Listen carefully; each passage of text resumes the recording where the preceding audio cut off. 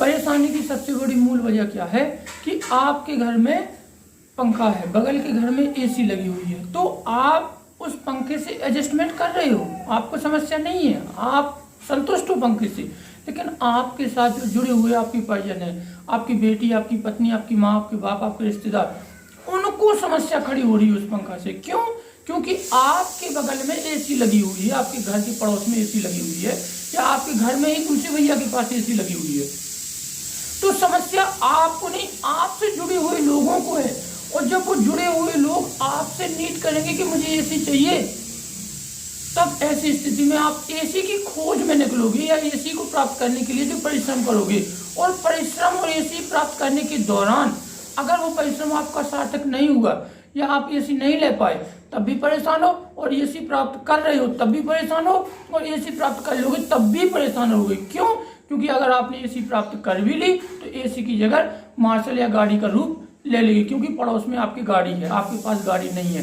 तो भैया मेन समस्या परेशानी की यही है कि हम एसी और पंखा के बीच तालमेल नहीं कर पा रहे। जो अपने परिजन है, हमसे जुड़े हुए हैं, उनको हम ये नहीं समझा पा रहे कि भैया एसी प्राप्त करने में हमें समस्या है, या हमसे जो जुड़े हुए व्यक्ति हैं वो और आप के बीच में एक तालमेल नहीं है कि आप जो समझाएं और वो समझ जाएं कि जिनके पास एसी है उनके पास रहने दो, हमारे पास पंखा है, हम पंखा से काम चला लेंगे। सबसे बड़ी समस्या ये है, ये एग्जाम्पल है, दुनिया की हर चीज, हर व्यक्ति, हर पर्सन इसी चीज से परेशान है। और समस्या की सबसे बड़ी मूल वजह ये है कि आवश्यकताओं को जन्म देना। और आवश्यकताएं जन्म कब लेंगी? जब आपके आजू बाजू में कोई चीज आपको प्रभावित करे, और आपसे जुड़े हुए कुछ लोग हैं जो उस चीज की नीड या आवश्यकता या आपसे मांग करे, और आप उसको प्राप्त करने के लिए संघर्ष करो। यही परेशानी की सबसे बड़ी मूल वजह है। दूसरी परेशानी की वजह होती है जो हमें नहीं दिखाई देती। जैसे मान लीजिए कुछ परेशानी हम खुद पैदा कर लेते हैं। जैसे आप अच्छी गर्मियों में जाके ठंडा पानी पी के बाहर निकल गए, उससे जुकाम हो गया, ये परेशानी आपने खुद पैदा की।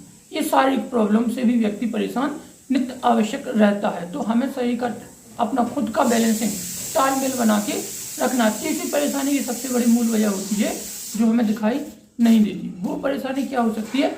आपसे जुड़ी हुई आपके परिजन, प्रतियोगिता, कोई दिखता या कोई किसी प्रकार की ब्लैक एनर्जी, वो मानसिक ब्लैक एनर्जी भी हो सकती है और स्पिरिचुअल ब्लैक एनर्जी भी हो सकती है।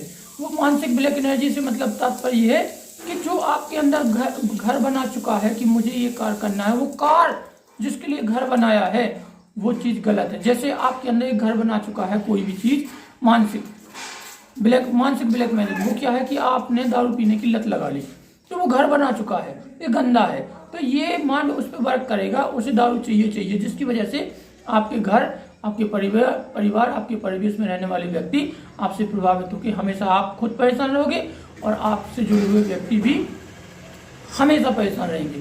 तीसरी परेशानी की मेन वजह होती है ब्लैक एनर्जी।